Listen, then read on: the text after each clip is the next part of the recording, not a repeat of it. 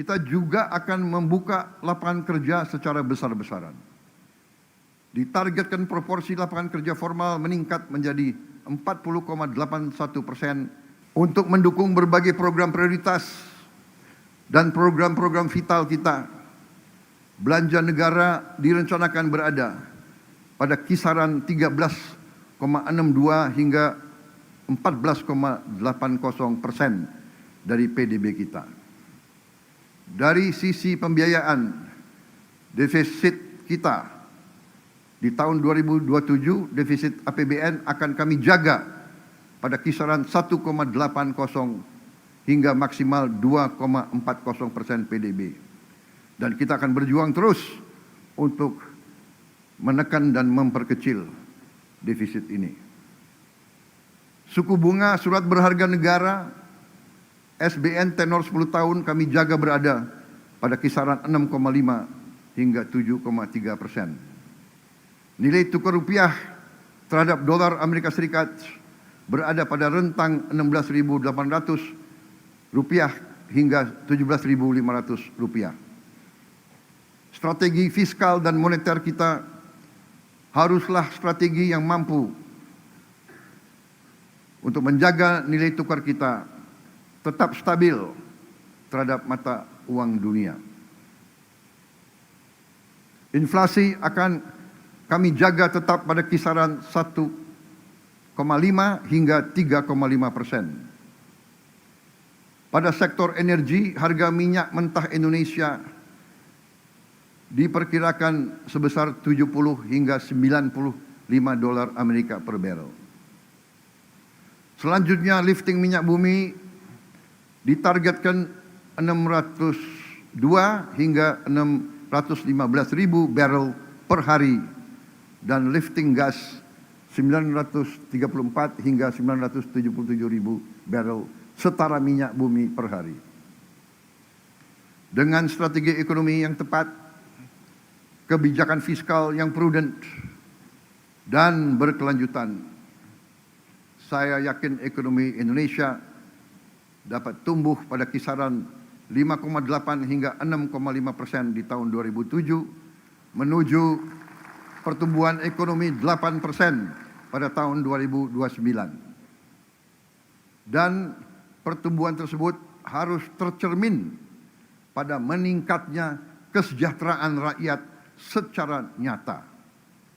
Karena itu, angka kemiskinan ditargetkan turun ke rentang 6,0 hingga 6,5% dari target sebelumnya 6,5 hingga 7,5%. Sementara itu, tingkat pengangguran terbuka harus turun pada rentang 4,30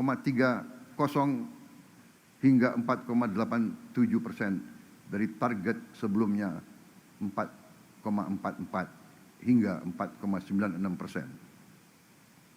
Lebih lanjut, rasio Gini kita targetkan harus semakin membaik pada rentang 0,362 hingga 0,367 dari target sebelumnya 0,377 hingga 0,380. Jarak antara yang terkaya dan yang termiskin tidak boleh semakin lebar. Bahkan harus kita perjuangkan untuk terus menyempit.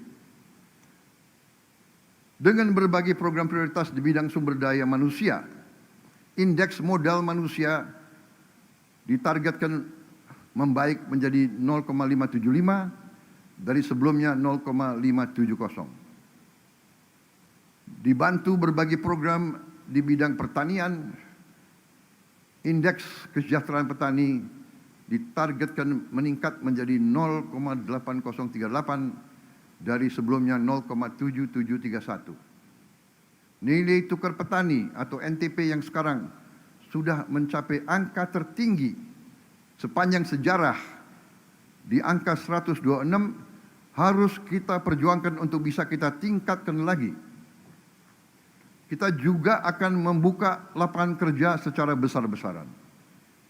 Ditargetkan proporsi lapangan kerja formal meningkat menjadi 40,81% di tahun 2007 dari sebelumnya 35,00% di tahun 2026 atau naik 5,81%. Saudara-saudara sekalian, demikian telah saya sampaikan angka-angka kunci dari kerangka ekonomi makro dan pokok-pokok kebijakan fiskal tahun 2027. Sekarang saya minta waktu untuk menyampaikan beberapa hal yang fundamental tentang perekonomian kita. Saya merasa hari ini harus saya sampaikan dari eksekutif kepada legislatif, dihadiri oleh pimpinan-pimpinan lembaga tinggi negara. Marilah kita berani untuk menghadapi masalah walaupun itu merupakan tantangan, hambatan, atau kekurangan. Tentang pengelolaan ekonomi negara kita sesungguhnya telah dirumuskan oleh para pendiri-pendiri bangsa kita. Para pendiri bangsa kita bukan orang-orang yang lugu atau naif. Mereka merasakan penjajahan, mereka merasakan dijajah, mereka merasakan dihina, mereka merasakan diperbudak, mereka merasakan dirampas kehormatan, dirampas harga diri, dirampas dignity bangsa Indonesia. Mereka menyaksikan dan merasakan dihilangkan segala kehormatan, segala kepercayaan diri kepada bangsa, kepada budaya, kepada sejarah kita. Mereka merasakan apa artinya imperialisme itu. Mereka merasakan bahwa bangsa Indonesia ditempatkan derajatnya di bawah anjing. Mereka melihat dan merasakan kekayaan Nusantara ratusan tahun diambil oleh penjajah-penjajah kita untuk memperkaya mereka. Hendaknya janganlah kita terlalu kagum kepada bangsa-bangsa yang kayanya dari merampas kekayaan bangsa-bangsa lain.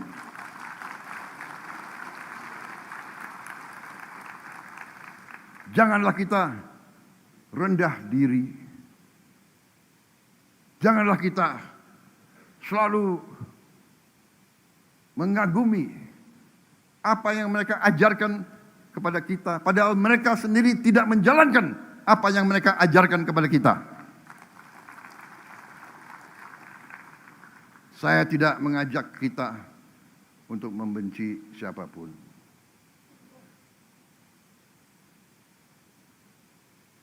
Saya tidak mengajak kita membenci bangsa-bangsa lain. Tidak. Bahkan saya mengajak kita belajar. Tapi juga kita harus belajar dari sejarah. Ada suatu adagium bahwa mereka yang tidak belajar dari sejarah akan dihukum oleh sejarah, akan mengulangi sejarah kelam yang sama yang dialami oleh nenek moyang mereka.